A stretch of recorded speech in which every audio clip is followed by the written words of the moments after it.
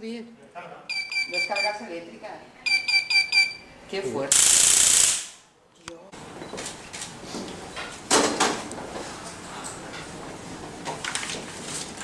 Hola. Bueno, buenos días. Creo que nos conocéis a los dos, ¿no? Creo que estamos continuamente en contacto con vosotros de una manera u otra. Es el cabo Paco Molina y la inspectora Yanka. Bueno, en principio hacemos una rueda conjunta, ya que en esta operación hemos colaborado los dos cuerpos y bueno, destacar la buena colaboración que ha habido entre ambos.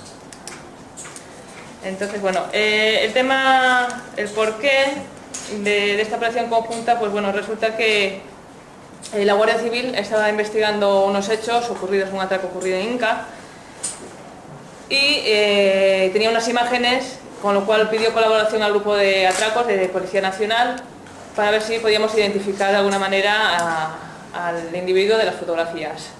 El grupo de atracos pudo identificar esas imágenes como una persona, como el llamado Jorge, y a su vez se lo facilitó a la Guardia Civil para que tuviese conocimiento de quién era esta persona.